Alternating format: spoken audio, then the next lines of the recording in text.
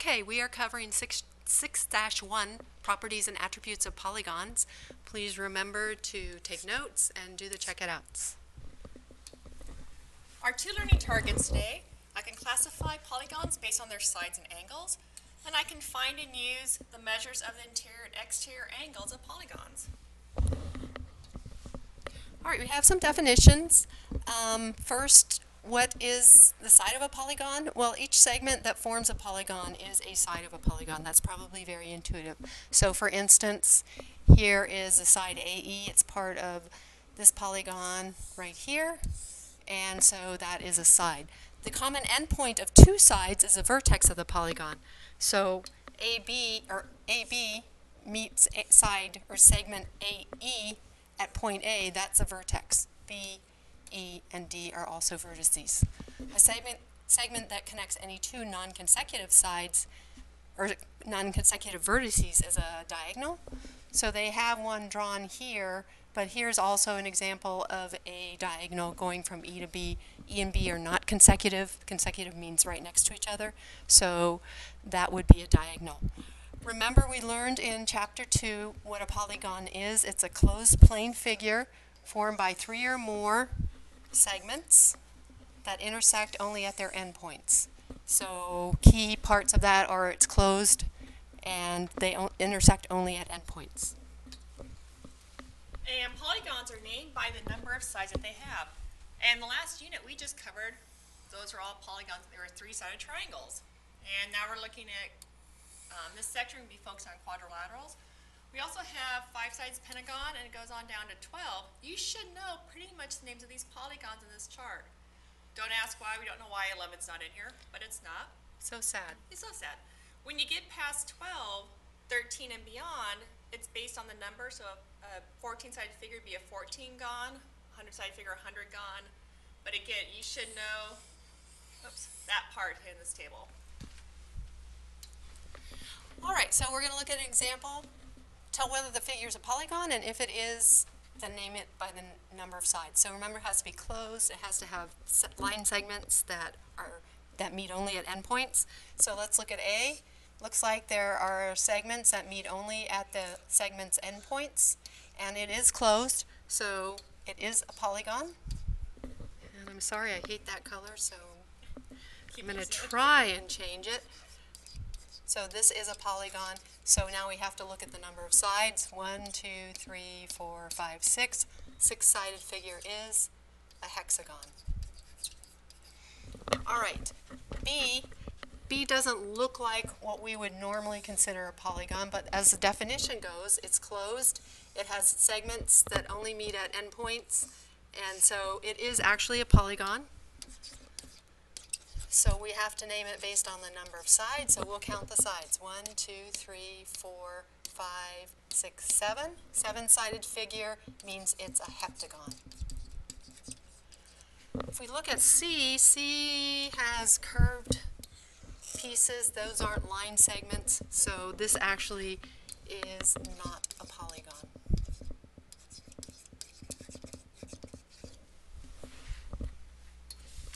And now it's your turn. You have three check-it-outs. Decide if it's a polygon or not, and then name it based on the number of sides. All right, a couple more definitions. Equilateral polygon. We already had equilateral triangle, and it's basically the same thing. All the sides are congruent or the same length. Equiangular polygon means all the angles are congruent or the same measure.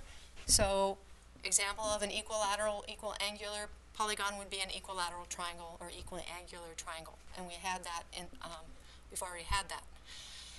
New definition is regular polygon. It's one that is both equilateral and equiangular. So we had that with our equilateral triangle, and we will have that with now quadrilaterals and other figures of more sides than three. So if a polygon is not regular, get ready for this. It's really earth-shattering. It's called irregular. So we're going to look at regular and irregular polygons in this section. And some more terms. A polygon can either be concave. If it's not concave, then it's convex. Concave means that for a polygon, it's polygon here, if we were to draw the diagonal, they do the dashed line in here from diagonal from one vertex to another one is outside, so it makes it concave. Think of the polygon fell in on itself. Convex polygon, polygons mean we have a polygon here. Look at the diagonals, drawing from opposite or non-consecutive vertices, and they remain inside the polygon. To keep in mind, a regular polygon is going to always be convex, meaning the diagonals will always be inside. All right, let's look at examples to classify regular, irregular, concave, convex. First example, you can see all the sides are congruent, but if we look at the angles, we have two that are congruent, and then these two are congruent, but not necessarily congruent to the other one. So this is irregular. If we look at the diagonals, none of the diagonals would go outside of that polygon, so it's going to be convex. B, clearly these sides look congruent, but these sides aren't congruent to those, so this is also irregular.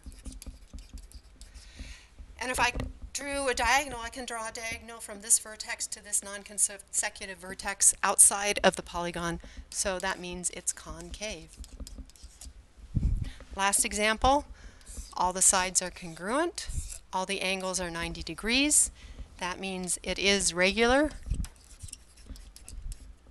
Whoops. And regular polygons are always convex.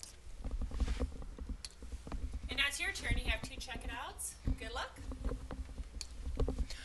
All right, we're skipping this, so I'm going to move on to the next one. The last slide really was an explanation of how this rule came with the justification for this rule. So if we look at it, a triangle, we know it has three sides. We know that the sum of the measures of the inside of the triangle are 180.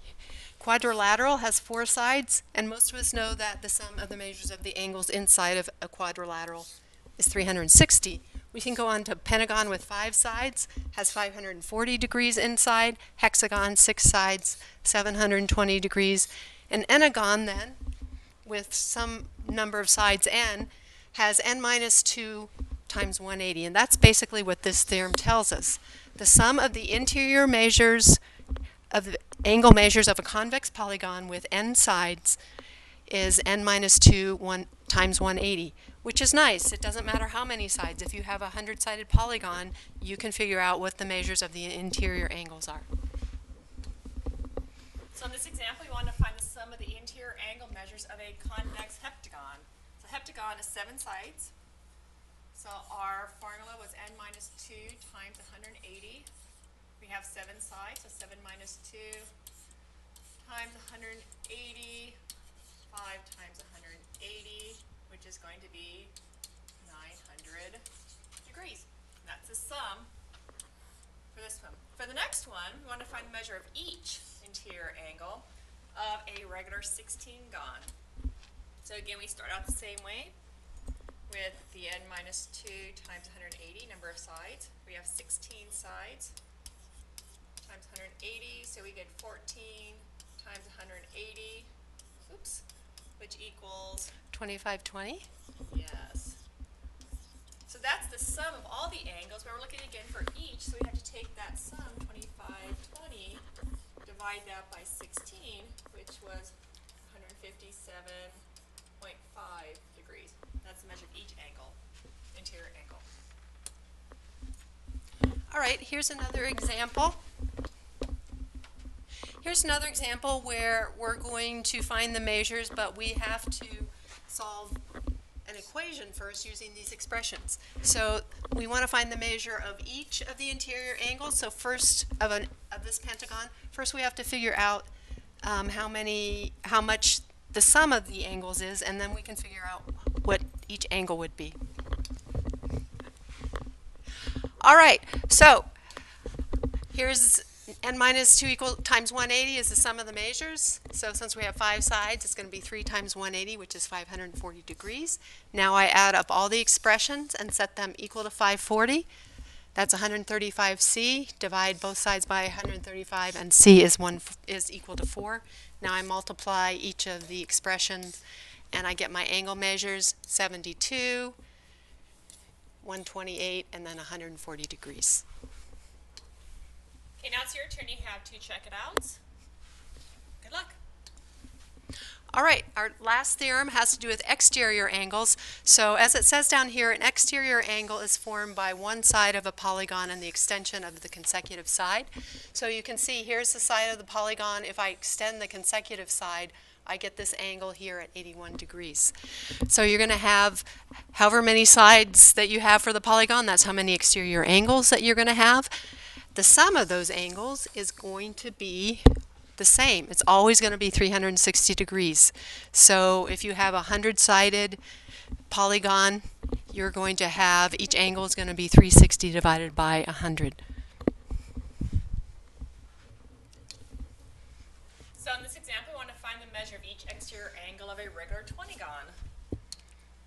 So it'd be 360 divided by 20, or 18 degrees.